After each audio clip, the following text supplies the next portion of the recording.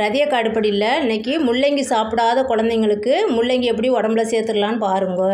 அக்கா எப்படி செய்கிறேன்னு பாருங்கள். இது வந்து நல்லா கொஞ்சம் பிஞ்சு முள்ளங்கியாக எடுத்துக்கோங்க. ரொம்ப முத்தலாக இருந்தால் நார் நாராக இருக்கும். அந்த மாதிரி இல்லாமல் இந்த அக்கா தோல் சீவி வச்சுருக்கிறேன். ஒரே ஒரு பச்சை மிளகா வச்சுருக்கேன். இது இப்போ இந்த முள்ளங்கி இந்த சின்ன துருவலில் நல்லா பொடியாக துருவிக்கலாம். இப்போ முள்ளங்கி துருவினதுக்கப்புறம் இவ்வளோ தண்ணியும் வரும். நம்ம நைஸாக துருவும் போது அந்த தண்ணியை வேஸ்ட் பண்ணாமல் தூர ஊற்றிடாதீங்க. அதோடு சேர்த்து எடுத்து வச்சுக்கோங்க. இப்போ அக்கா வந்து இதுக்கு தோசை மாவு ஒரு 4 கரண்டி எடுத்திருக்கேன். அந்த ஒரு முள்ளங்கி அளவு. நீங்கள் ரொம்ப பிடிக்கல வாசனை அப்படின்னா பாதி முள்ளங்கி கூட நீங்கள் தோல் சீவிட்டு துருவி சேர்த்துக்கோங்க. இதை வாட்டரோடு சேர்க்குறோம். ஏன்னா இட்லி மாவு கட்டியாக தான் இருக்குது. இந்த வாட்டரோடு சேர்க்கும்போது தோசை மாவு பார்த்து கரெக்டாக வரும்.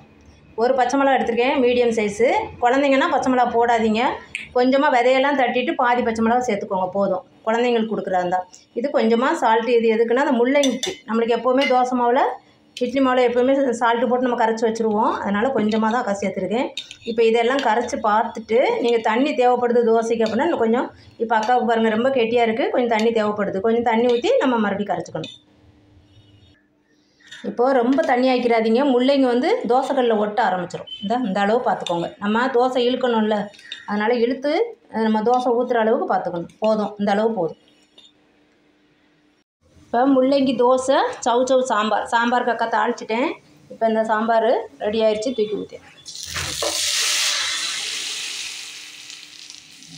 இன்றைக்கி முள்ளங்கி தோசை காம்போ என்னென்னா சவு சாம்பார் பொடி, இட்லி பொடி வச்சுருக்கிறேன் அக்கா, தோசை பொடி. அதுதான்.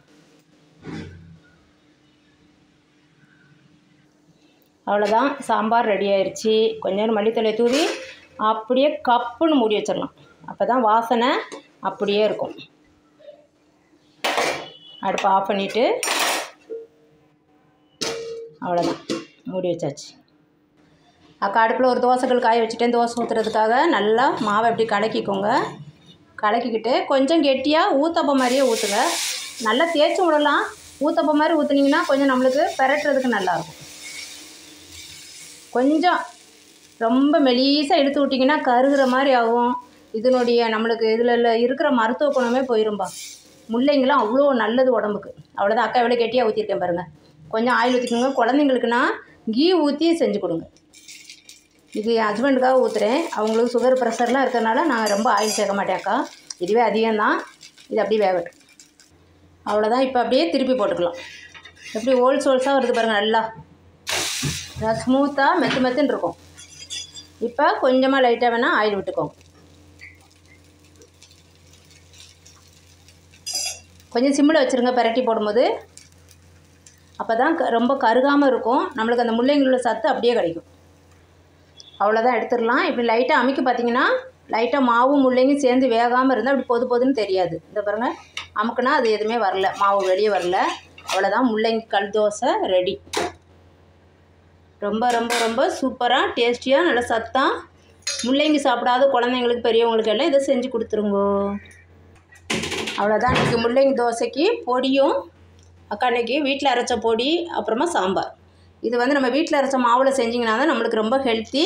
நல்லா அந்த புளிப்புத்தன்மை எதுவுமே இல்லாமல் இருக்கும். குழந்தைங்களும் நல்லா சாப்பிட்ருவாங்க. பாருங்கள், ரொம்ப சாஃப்டாக இருக்கும் முள்ளங்கி கல் தோசை. இது நம்ம பின்னாடி இருக்கிற அளவுக்கே முருகலாக எடுக்கக்கூடாது. எடுத்தால் நம்மளுக்கு அந்த முள்ளங்கினுடைய சத்து கிடைக்காது. பெரட்டி போடும்போது நம்ம இந்த அளவு இருந்தால் போதும். வெந்தது இந்த அளவு இருக்கணும், ரொம்ப கருகக்கூடாது. அவ்வளோதான். செஞ்சு பார்த்துட்டு அக்கா கமெண்ட்டில் சொல்லுங்கள் எப்படி இருந்துச்சு சொல்லி. ரதிய காடுப்படிக்கு சப்ஸ்கிரைப் பண்ணுங்கள், லைக் பண்ணுங்கள், ஷேர் பண்ணுங்கள்.